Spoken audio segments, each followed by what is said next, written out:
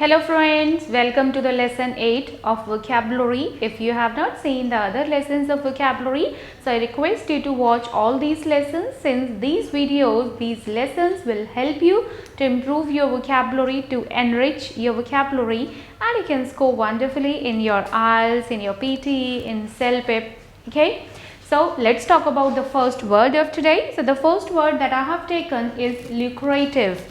Lucrative means something which is profitable, gainful, rewarding or well paid. If I talk about a lucrative salary, so lucrative salary means that is a well paid salary. A lucrative job means a well paid job. If I talk about any business, so that business is lucrative. That business is lucrative means that is a profitable business. So this word can be used very easily and anywhere instead of just asking I have got a good salary. So it's not a good salary, it's not a good job, it might be a lucrative salary, lucrative job. So the example that we have taken here is indigo and opium are the most lucrative crops. So most lucrative means they are the most profitable crops. Okay, and another example if I want to talk about like youngsters they are always behind the lucrative jobs these days. So they are always in the search of lucrative jobs. Clear? The second word we have is defiance. Defiance means opposition or resistance or non-compliance. So when you are opposite to someone is that is opposition, against. That is the same meaning, defiance, going against, right? So going against, opposition is defiance. For example, we have they organized a street demonstration in defiance of the government ban. So in defiance, in opposition, since they were against the government ban and because they were against the government ban, they organized a street demonstration. Correct? So defiance is in opposition. Another example I have taken is running away was an act of defiance against his parents. So he ran away, and that act of running away, that was a signal of opposition, that he was in opposition against his parents, or he was against. He disliked the decisions, might be he disliked the opinion of his parents. So this is in defiance, right?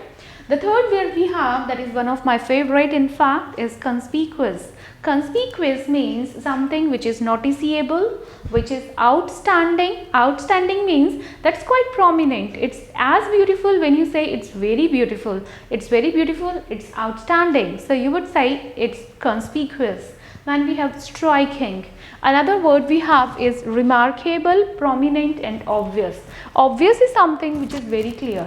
So when you say that okay, it's very obvious means everybody would be knowing about it. It's just a plain fact.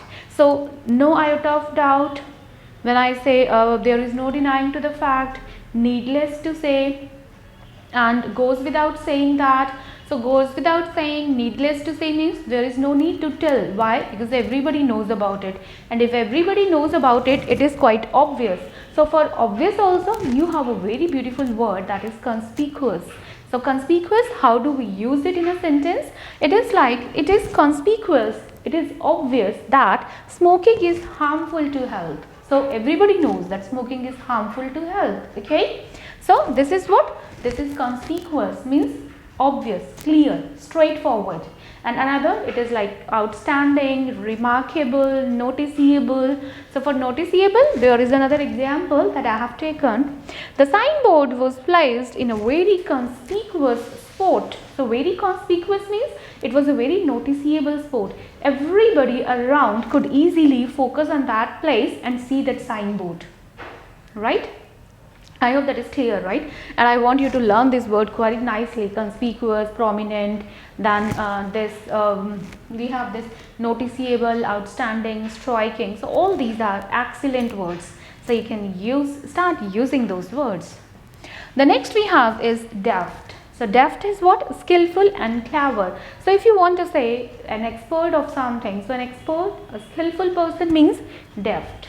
For example, with deft fingers, she untangled the wire. So deft fingers means her fingers were so skillful that she untangled the wire. Untangled means that the wire was twisted. The wires was tangled and twisted, and she untangled it. The another example I have taken, the deft carpenter. So the deft carpenter means the skillful carpenter or the expert carpenter basically. Okay, so the deft carpenter was able to take a few old boards. So he collected a few old boards and turned them into a beautiful bookshelf. Okay, so deft means something which is, or someone who is skillful or expert. Another we have is diminish. Diminish means decrease, decline, reduce and lessen. Lessen means make it less. So reduce, decline. For example, we should try to diminish the cost of production. So we should always try to reduce the cost of production. So if cost of production is less, obviously people can avail these products at a minimal payment, like they need to pay the less amount of money to purchase the same item. Okay, so diminish is reduce, right? So I hope these words are clear and you might have noted it down also. That is why I'll just try to get aside so you can have a look on these words, and if you want you can make notes. Okay, so now let's talk about the next words. So sixth word we have, that is vague. Vague means lacking clarity. Lacking means shortage of. So when you find something which is not clear, it means that is vague. So it could be anything. It might be a situation which is not clear. It might be something written on the paper which is not clear. It might be a situation or a matter that is not clear. So if something is not clear to you, that is vague. Other words we have, that is unclear, blurred. Blurred means again saying lacking clarity. So a glass can be blurred. A vision can be blurred. If I say I have a blurred vision, I have a blurred vision means there is a shortage of clarity. I cannot see what is there in front of my eyes clearly. So that is vague. So the one example that I have taken for it is, I do have a vague memory of meeting her many years ago. It means I am talking about a girl whom I met many years ago, and now the memory that I met her and what are the discussions we had at that time, all these memories are not clear in my mind. I don't like remember it nicely. So these are vague. Vague means unclear. I'm not exactly sure. I'm not exactly clear about it. So that is vague. Another example I have, we think such information should be made explicit and not left vague. So what I find that these kind of information that should not be unclear, that should be clear. So explicit, that is why I have taken another word. So we will discuss it here. So here vague means unclear. So these kind of information should be made clear, not unclear. Okay. So next we have is explicit. That is again a very beautiful word. For example, clear, obvious, crystal clear, straightforward or exact. So if something is clear, if something is obvious, that is explicit. In today's lesson only we have taken another word that means obvious, and that word was conspicuous. So conspicuous means obvious, explicit means obvious. Okay, and all these are like the magic word. For example, they gave explicit reasons for leaving. They left, okay, and the reason for their leaving were explicit. So they had a very clear meaning. They had a very clear reason, okay, why we are leaving or why they left. So these reasons were clear. These reasons were explicit. Or here now you understand should be made clear. Okay. So the next word we have is reiterate. Reiterate means repeat for emphasizing. If I am telling something again and again because I just want to focus on that, I just want to emphasize on that, I want to highlight that, that is reiterate. Another word we have is retell or restate. Retell, repeating it, the same meaning. Okay. So the example I have is, I want to reiterate the importance of protecting our homes. So I want to retell, I want to tell again and again, I want to emphasize that protecting our homes is very much important. That is why I'm just repeating it again and again. Okay. Another example I have is, let me reiterate the most important point. Okay. So during discussion, when I talk about that, I just want to repeat the most important point. So I want to repeat the most important point means, let me reiterate the most important point. Reiterate means repeat, retell, restate. Correct? So the next word we have enrich. Rich, you understand, and enrich is a verb out of that, means make rich. So improve or enhance the quality of value.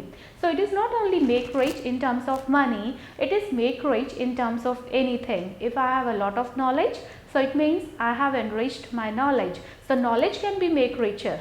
Make richer means adding up more knowledge. Okay, so it could be anything, it could be in any terms. If you are increasing the quantity of something, that is enrich. Improve or enhance the quality or value or make wealthy. Make rich is enrich. So here I have taken two examples so that you can understand both of the meanings nicely. First is, how can I enrich my vocabulary? So how can I enrich my vocabulary? When you ask, how can I improve my vocabulary? And I do have an answer for you. You need to watch these videos, and I really promise after watching these videos again and again, you will definitely be able to enrich your vocabulary. Okay. So another sentence I have is, the drink is enriched with vitamin C. So the drink is enriched with means full of. So the drink is full of vitamin C. So you need not to say full of again, you would say is enriched with. Okay. So the next and the last word of today's class we have is prerogative. So prerogative means special right, entitlement or privilege. So how, like what exactly this word means, we'll talk about. Let's say I have subscribed a membership of a library. So since I am a paid member of that library, I would be given some rights, like I can borrow a book for more than a week, whereas the members which are free, who haven't paid anything for the subscription, they might not be able to keep the big book with themselves for a longer period of time. So since I am a paid member, I have that right, I have that special right, I have that entitlement, I have that privilege, I have that prerogative. So prerogative means when you have that right, when you have that special right, entitlement. Hope this is clear to you. So the example we have, since he was a senior member of the golf club. We are talking about someone who has been a member of a golf club for a long time, Alan. So we are talking about him.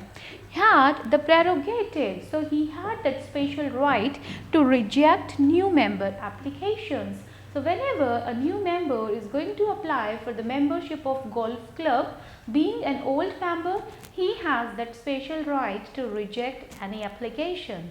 So prerogative means special right, entitlement or privilege. So I hope this word is clear to you. Like if you have a special right, that is prerogative, correct? So I hope these words will really help you, and if you are really wondering that how you can start using those words into your writing, into your speaking, so I'll tell you, right, vocabulary is not something that you sit with full like heart and soul and you watch that video once, you have jot down all the like words, meanings and everything, and now you start learning it by heart. Now you start cramming it by heart and assuming that you will start using it. So that is not possible.